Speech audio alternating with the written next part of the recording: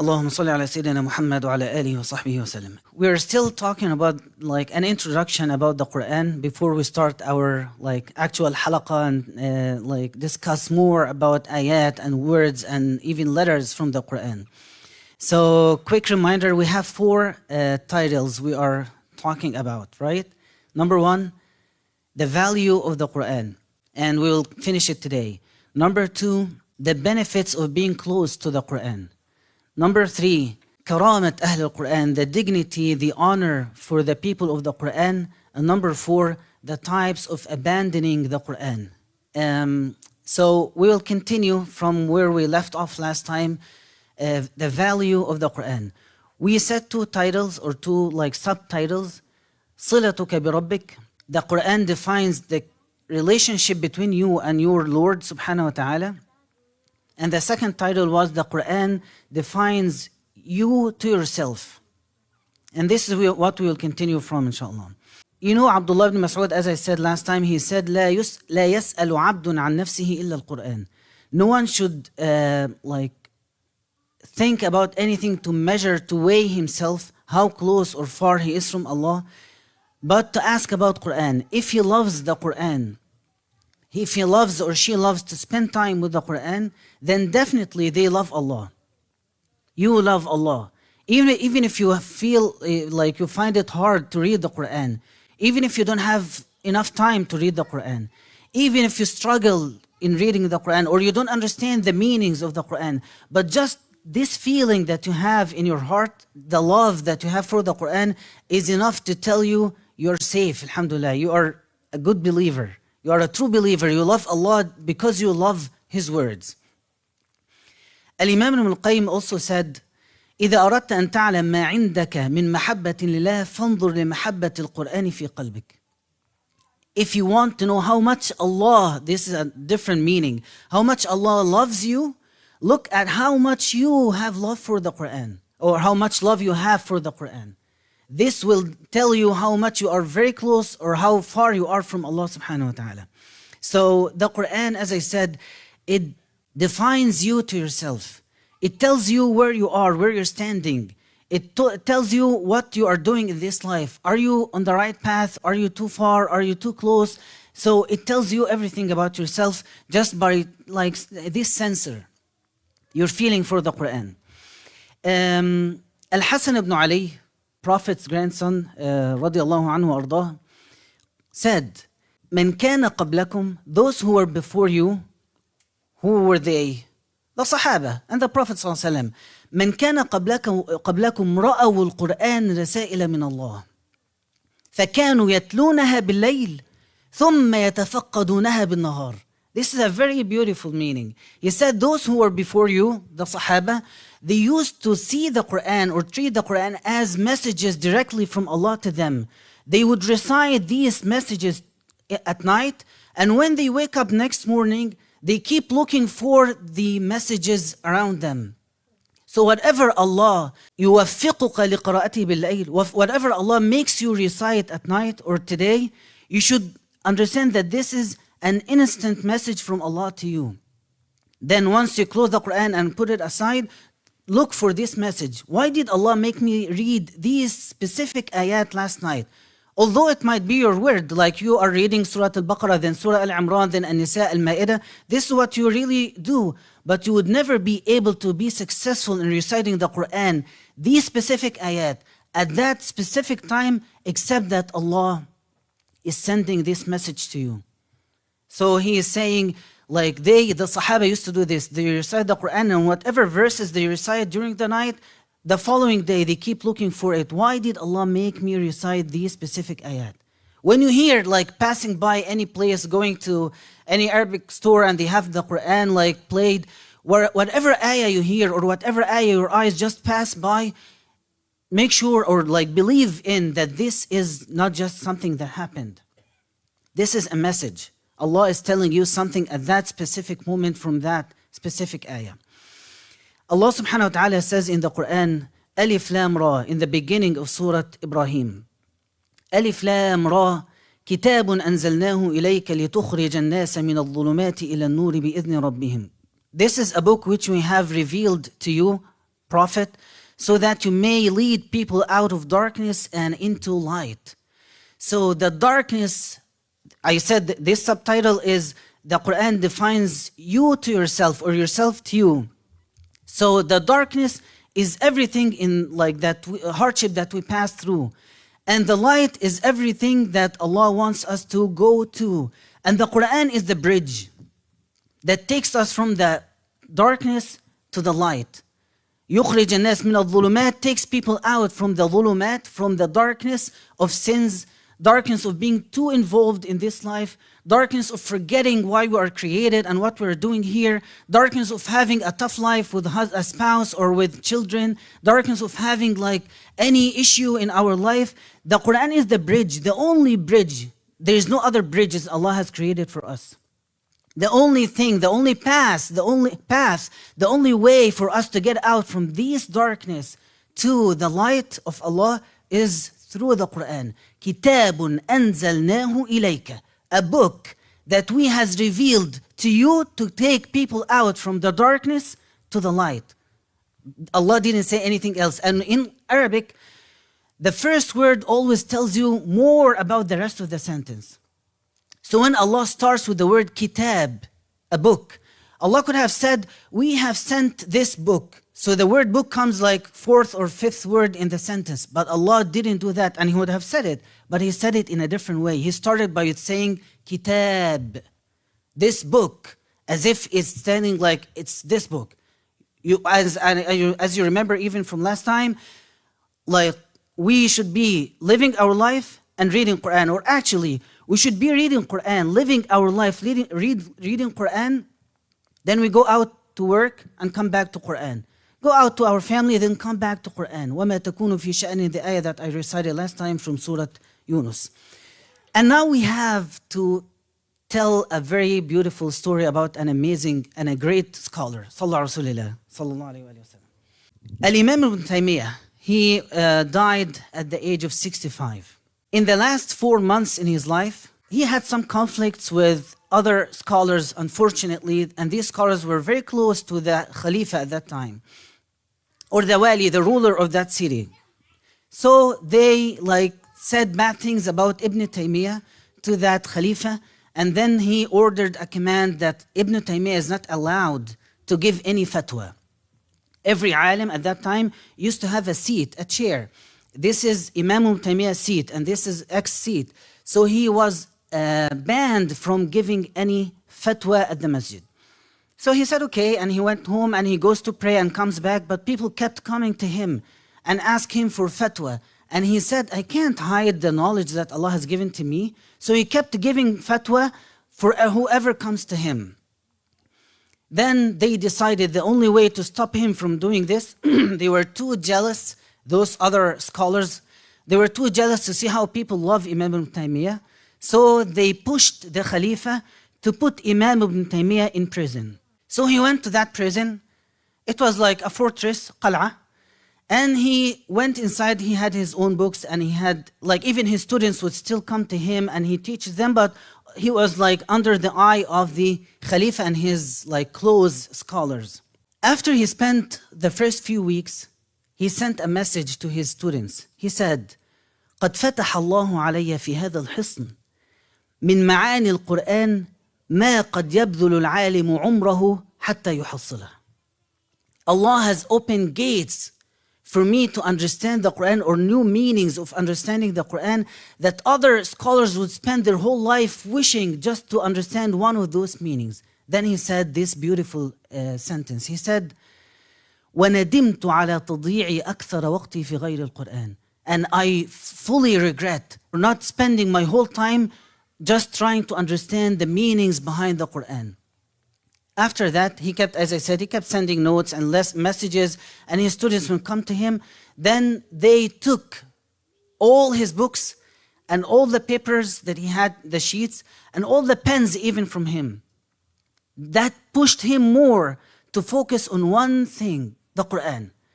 So he started to just recite the Quran day and night. He had nothing to do. He was alone, 65 years old man, alone, fully, his full time just spent reciting the Quran day and night. towards the end of his life, he sent a message to one of his students, Al-Imam ibn al-Qayyim. And he wrote this message and told us about it. He said, إن في الدنيا جنة من لم يدخلها لم يدخل جنة الآخرة. In this life, in this worldly life, there is a Jannah, there is a paradise. And whoever doesn't enter that paradise in this world, he will never enter the real paradise in the next. Then he said, ماذا يفعل أعدائي بي? Like his students would come to him, like sneak and try to visit him. Then he calms them down. Ibn al-Qayyim at that time, he said something very interesting. He said he was in prison and we were all free outside. And yet we would feel so depressed. And just we think to go and visit him to make sure he is fine, he is eating well, he is doing fine, his health is fine. So once we go and see him and just our eyes like gets the first glimpse from him, we feel like our chests are more or like widened. Then he said, we went to him and he said, what do you think my enemies would do to me? Don't you see that my garden, my paradise is right in here? The Quran. Wherever I go, I carry it with me. How could they make any harm to me? There is no harm. Then they went back home feeling fine. He is more fine than even us. And after that, some more time passed and like maybe one more month. Then he sent another message to his students. You know what he said? He said, truly, honestly, I wish I have this castle full of gold to give it as a gift for those who put me in prison. I can't even thank them for what they have done for me. He was so appreciating that they gave him finally the chance to be away from everything, even his own books, even away from a pen, just that he spent his whole time with the Quran. And then his brother who used to visit him daily, he said, he recited the Quran with me in these 3 months, 80 times. 80 times in 3 months. So how many times a month? 26. Like every day and a half, he would finish one khatm. He has nothing to do. And he was very very hungry, very thirsty to read and read and read the Quran. Then after that he died, radiallahu anhu ardah. Then he died right after he stopped at the ayah, إِنَّ الْمُتَّقِينَ فِي جَنَّاتٍ وَنَهَرٍ, at the end of Surah Al-Qamar. إِنَّ الْمُتَّقِينَ, those righteous people are in jannatin and gardens and river, very near and close to Allah. فِي مَقْعَدِ صِدْقٍ عِنْدَ مَلِيكٍ مُقْتَدِرٍ. So he told one of the two very dear scholars, friends, to Imam Taymiyyah's brother, asked these two friends to come over in front of his dead body before he was buried and said, he finished this surah.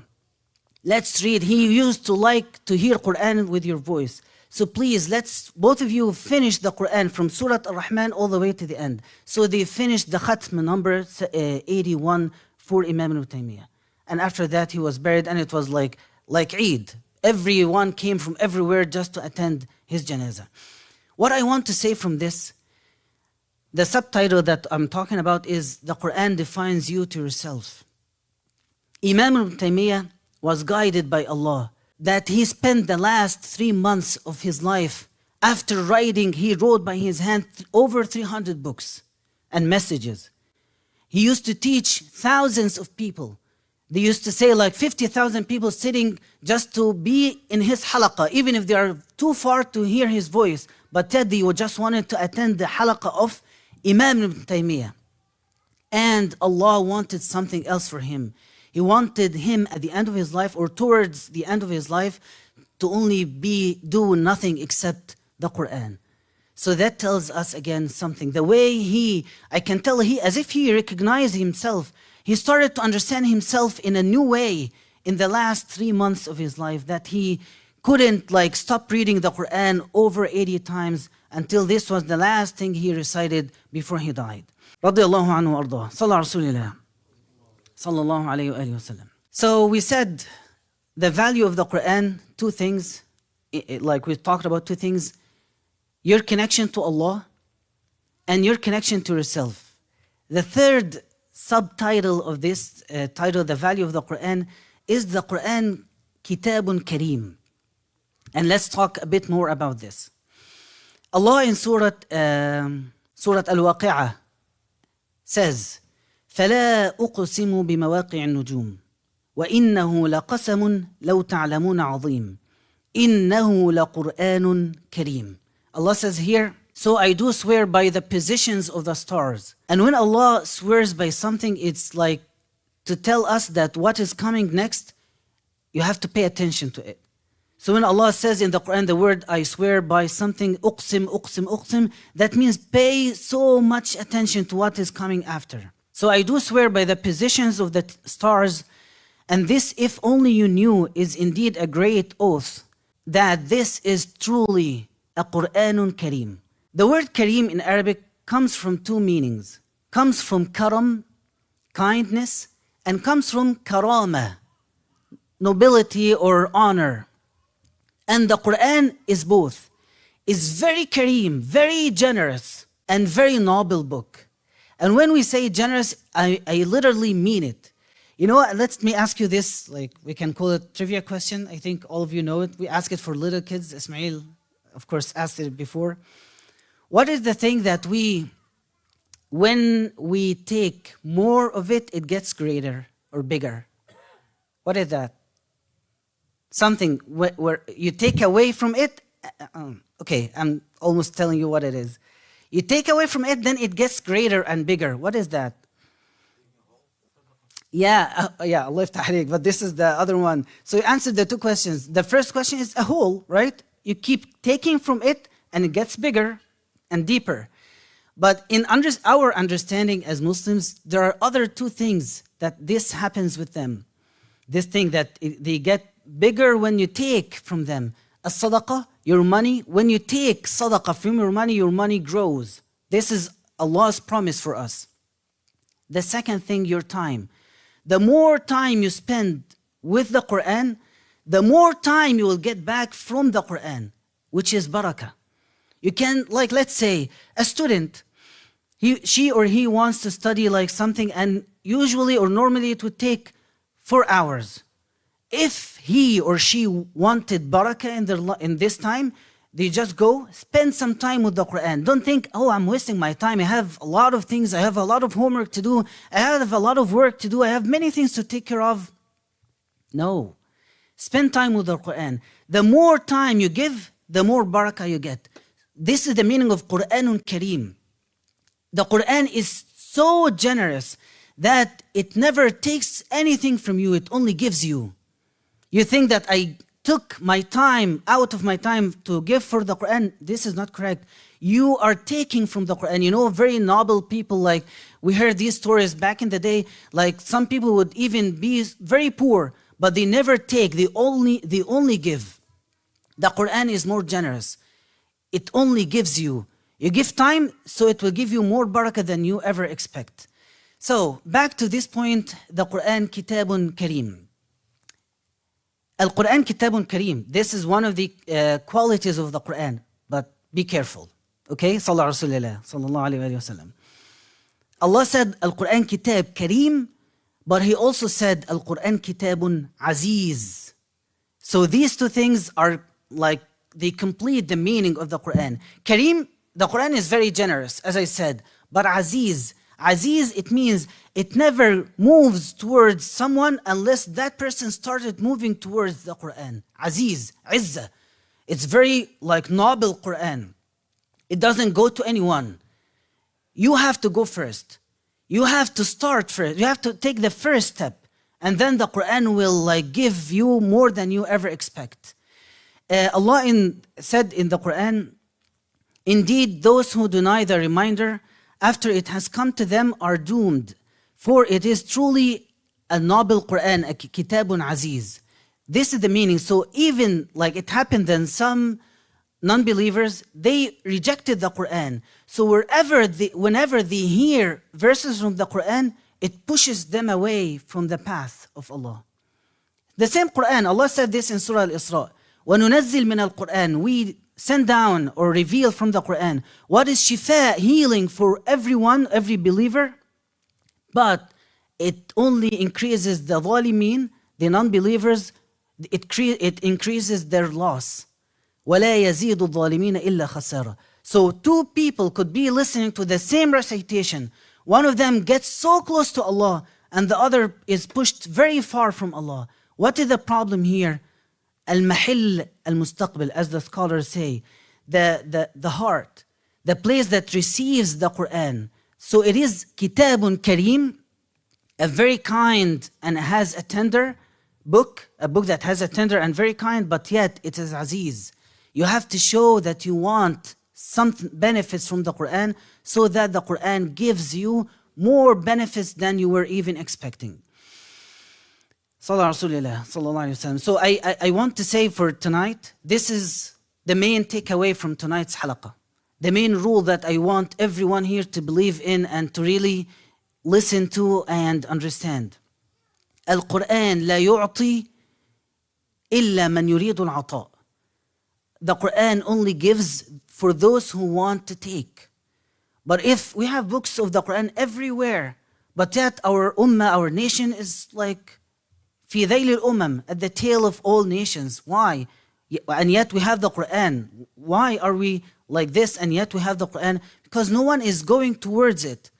No one is really spending time every single day reciting, listening, understanding, pondering, reflecting. So the Quran could give you a lot if you just give the Quran some of your time. Al-Imam, and one of my shuyukh used to say, always say this to me, Al-Quran يديك على قد ما تديله. As much as you give, the Quran will give you. If someone gives this much, he will take, like, of course, the Quran is more generous, but you will take this much. If someone gives more time for the Quran, more ikhlas, more like reflecting on the words of the Quran, they will get more. So one of the great scholars, his name is Ibrahim ibn Abdul Wahid al-Maqdisi. By the way, he died at the age of 40 something, and he was very healthy and very fine. He was fasting Thursday, and he prayed Maghrib at the mosque. He went home. He took like a light iftar. He broke his fast and took a light iftar. And then right before Isha prayer, he died. For no reason, just he died. So this beautiful scholar, he taught one of his students and told him, his name is Diya al-Maqdisi. He told him, when Diya, the student, after he learned from this scholar, he wanted to travel to another country to learn more from other scholars. So Ibrahim ibn Abdul Wahid, our great scholar, told him, in your trip, during your trip, like the whole time you are going to spend out there learning or going to scholars, أكثر من قراءة القرآن. Read as much as you can from the Quran. فإنه يتيسر لك بقدر ما تقرأ من القرآن. يتيسر لك الذي تطلبه بقدر ما تقرأ من القرآن. For that, whatever you're traveling for will become as easy as much as you read the Quran. The amount of like knowledge you're going to gain or learn from this trip is going to be as much as the time you're going to give to the Quran. Is that clear? فإنه يتيسر لك بقدر ما تقرأ من القرآن. Then his student Diya said, I took his advice and I just did it. And I kept reading the Quran every day before I go to school or college or to work, whatever he was doing. And the more I recite, the more I find easiness in my life. And then other scholars said, I kept increasing. I see the barakah. So I wanted more barakah. So I increased from reading the Quran. I kept increasing my juz every day until it ended up that I was reading 10 juz of the Quran every day. And I get full barakah in my time from the Quran. So one more time, the rule that I want from us tonight to really like absorb, to really eat and drink, not just our dinner, this rule, this meaning, to really get out from here filled and full with this meaning, understanding and believing in it. The more you give with the Quran, the more the Quran will give back to you. In everything, by the way. Let me tell you this, and maybe this will be the last thing I'll say today.